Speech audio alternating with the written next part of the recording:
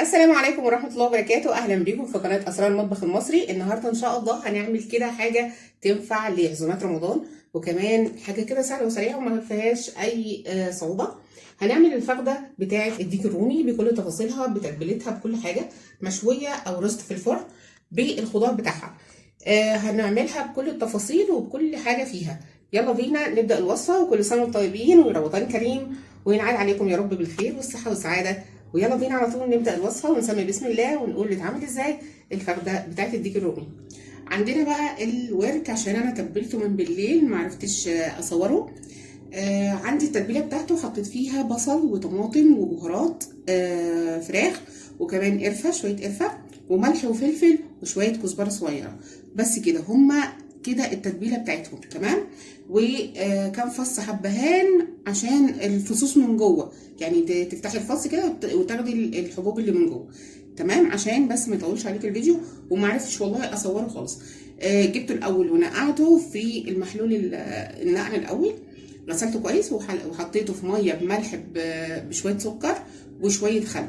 حطيته لمده ساعتين على الاقل، لو انت مش مستعجله عليه حطيه من بالليل للصبح في التلاجة. تمام، ده من امبارح في التلاجة في التتبيله بتاعته دي، حتى جاب ميه، الميه بتاعته اهي، بتاعت البصل وبتاعت الطماطم وكله، فشارب كل البهارات بتاعته. تمام، هو متفتح من جوه. بصوا، عايزه اوريكم، اقلب لكم بصوا مفتحاه، فتحته بالسكينه، فتحته بالسكينه من كل ناحيه. بصوا اهو متفتح، ومن جوه الورك كمان اهو كله متفتح، كله كله كله. بصوا اهو التفتيحات دي كلها واخده التتبيله بتاعه البصل والطماطم والبهارات وكل حاجه، كل التحابيش اللي انا عملتها فيه حطيتها من جوه اللحم نفسه. بصوا اهو فتحته كده بالسكينه وبقيت اغرز التتبيله كلها. هكتب لكم التتبيله بالتفصيل في الصندوق بتاع الوصف. تمام، ده الفخده او الورك. عندنا بقى الخضار اللي هنزل تحتيه، الفرشه اللي هي بتبقى من تحته الفرشه. عندنا اي نوع خضار عندك، اي نوع، كوسه وجزر وبصل وطماطم وكمان بطاطس، اي نوع عايزاه تحطيه منهم حطيه. تمام، دي عندنا بقى ايه التتبيله اللي احنا هنلمع بيها الورك نفسها. عندنا هنا في الطبق كيسين صلصه او معلقتين صلصه كبار، وعليهم معلقتين من الكاتشب. دول التتبيله بتاعتنا. هحط عليهم ايه؟ هحط عليهم نص معلقه من الكاري، نص معلقه من بهارات الفراخ، عندي ملح، نص معلقه ملح،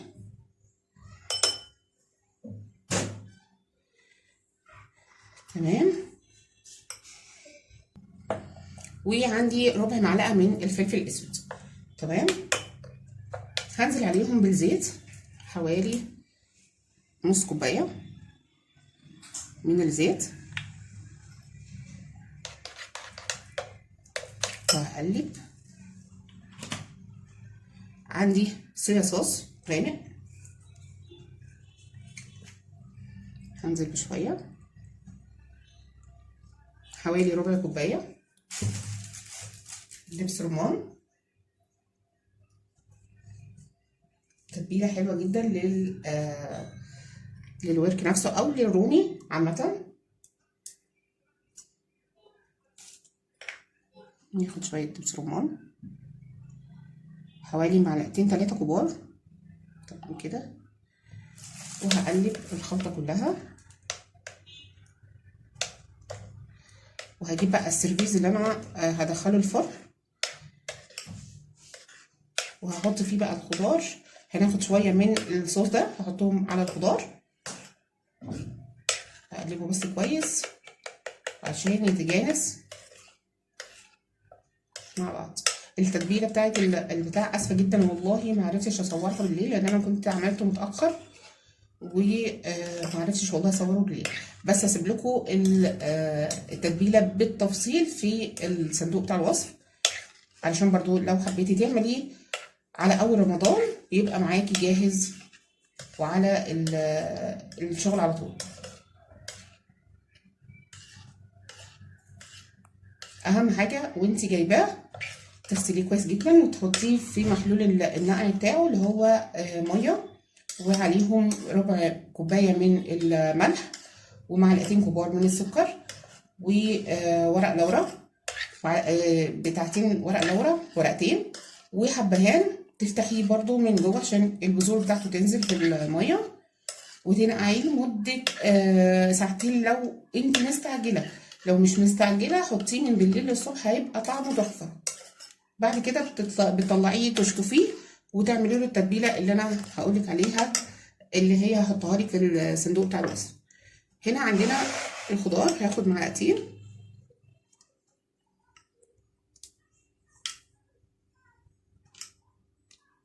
عندنا الورك بقى من القلبه بتاعته من جوه. تمام، عندي الصوص اللي احنا عملناه، هدهن بقى كل الدخله بتاعته من جوه. تخيلوا بقى ريحته تحفه من قبل ما نحطه في الفرن. بجد والله العظيم انا ندمانه ان انا ما صورتش معاكم التتبيله، بس هسيب لك والله بالتفصيل اللي عملته، بالتفصيل الممل قولي معايا في الوصف، بكل حاجه عملتها فيه. تمام كده دهناه.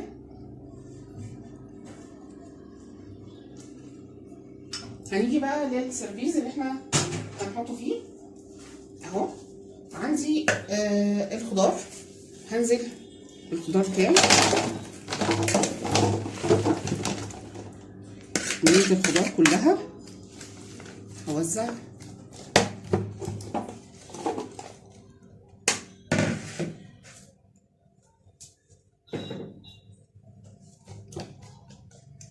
هخلي من الجناب اعلى من النص، لان انا هحطه في النص.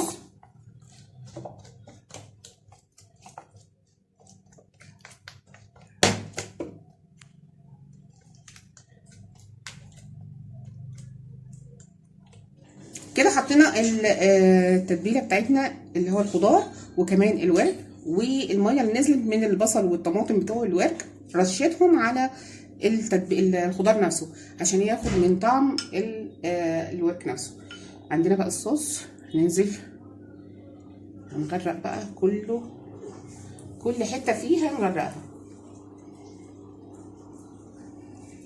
غرقي كده عشان يديك اللون الحلو جدا اللي انت بتشوفيه. طبعا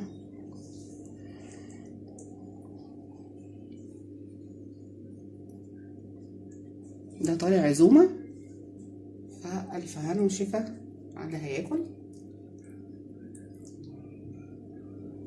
كده الورك بتاعنا خد كل الصوصات وغلفناه جامد. عندنا بقى ورق لورا هحطه على الخضار كل ناحيه كده عشان يدينا كده. بقى هغلفه وعلى الفرن عدل. هيقعد بقى قد ايه في الفرن ده؟ ما شاء الله الوزن بتاعه 3 كيلو، فكل كيلو هياخد نص ساعه، يعني هيقعد ساعه ونص في الفرن. تمام كده الصينيه بتاعتنا طلعناها من الفرن، الفخده استوت تمام.